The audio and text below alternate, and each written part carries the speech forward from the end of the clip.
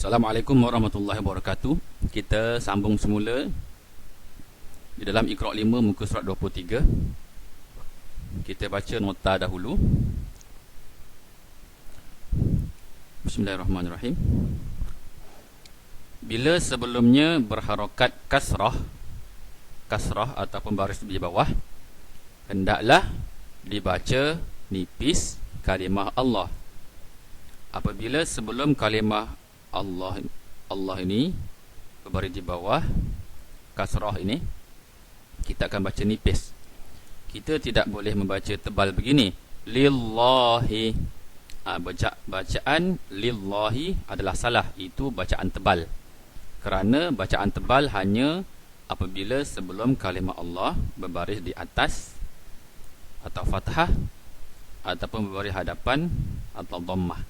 Sekiranya sebelum kalimah Allah berbaris kasrah atau baris bawah, kita akan baca lembut atau nipis. Kita akan baca begini, lillahi, lillahi, lillahi. La pun perlu dipanjangkan kadar 2 harakat. Kita akan baca lillahi. Kita tidak boleh baca lillahi, lillahi. Salah. Baca nipis pada kalimah Allah, dan juga lah itu sama juga macam Allah, dipanjangkan kadar 2 harakat. Lihat pada contoh sini, kalimah Allah sebelumnya adalah huruf ba, dan huruf ini berbaris kasrah atau berbaris di bawah. Maka kita akan baca billahi, billahi. Kalau kita membaca begini, billahi, bacaan begini adalah salah, kerana kita telah menebalkan perkataan Allah, sedangkan sebelum perkataan Allah ini berbaris kasrah atau berbaris di bawah. Kita lihat pada contoh pada baris pertama.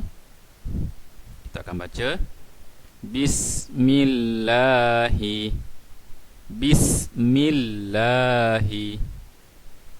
Seterusnya walhamdulillahi, walhamdulillahi. Lihat pada baris yang seterusnya, wala quwwata illa billah.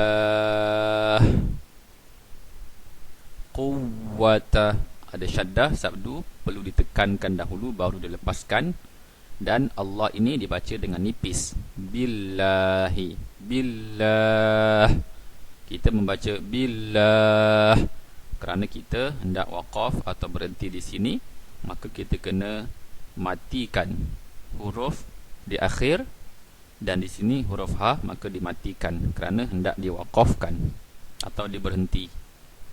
Sekali lagi, wala quwwata illa billah.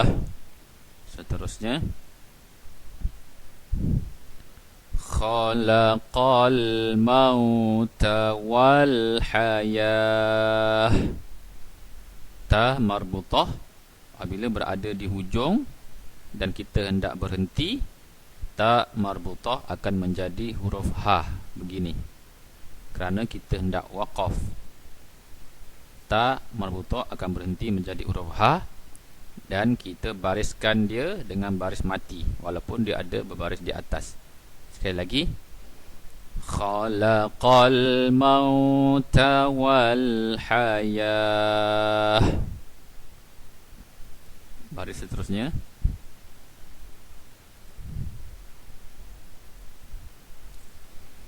afa aminu makrallah. Allah di sini dibunyi tebal kerana sebelum Allah hurufnya berbaris di atas, maka dibaca tebal. Kita tidak boleh membaca nipis begini, makrallah, silap ataupun salah.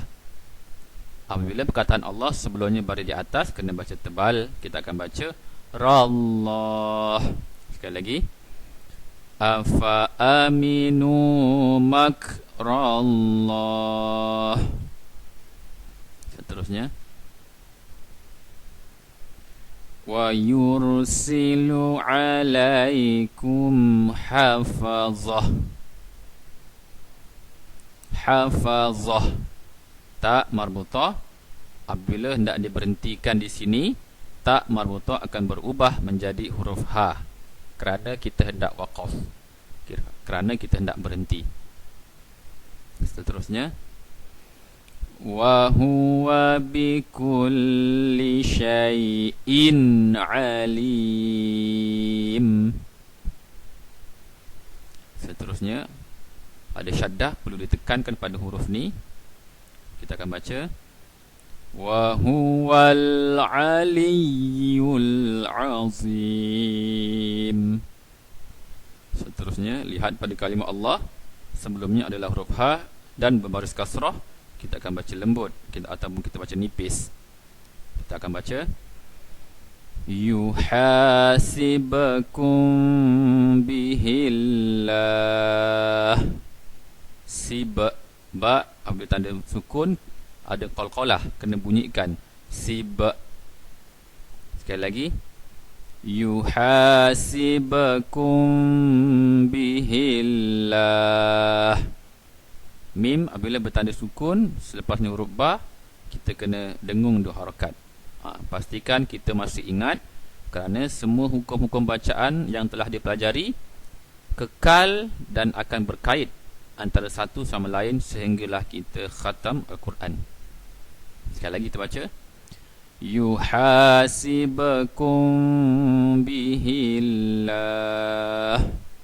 Seterusnya, ini juga perlu dibaca tebal pada kalimah Allah, kerana sebelumnya adalah huruf waw dan berbaris fathah. Kita akan baca wallahu bima ta'maluna alim. Seterusnya,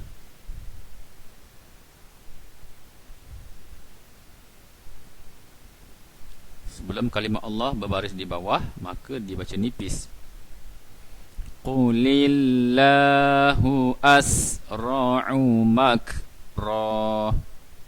Qulillahu asra'u makra. Seterusnya, fakafa billahi syahida. Kenapa kita kena baca da? Kerana mim ni hanya berfungsi apabila selepasnya itu, selepas tanda berhenti ni ada huruf ba. Itu namanya iqlab. Digantikan dengan mim. Tapi di sini kita akan baca da. Ni asalnya adalah tanwin, 2 baris di atas. Kita akan baca fakafa billahi syahida, 2 harakat. Seterusnya, walladzi akhrajal mar'a. Tanda panjang, mad jaiz munfasil, nama hukumnya perlu dibaca 5 harakat. Sekali lagi, ni ada syaddah, perlu ditekan dahulu baru lepaskan. Walladzi akhrajal mar'a. Seterusnya, faja'alahu ghutha'an ahwa. Ini ada waw kecil berfungsi untuk memanjangkan huruf ha di sini. Sebagaimana fungsinya sebagaimana huruf waw besar. Huruf waw besar akan memanjangkan huruf sebelumnya, begitu juga di sini. Apabila huruf sebelum waw tu berbaris di hadapan, maka dia akan panjang 2 harakat. Namanya mad asli. Di sini juga perlu dibacakan panjang 2 harakat, kerana hukumnya di sini pada huruf ha ialah mad sillah qasirah. Mad sillah, namanya mad sillah qasirah, 2 harakat. Sekali lagi kita baca faja'alahu ghutha'an ahwa. Sekian saja. Kita akan sambung semula pada muka surat 24. Sekian, terima kasih.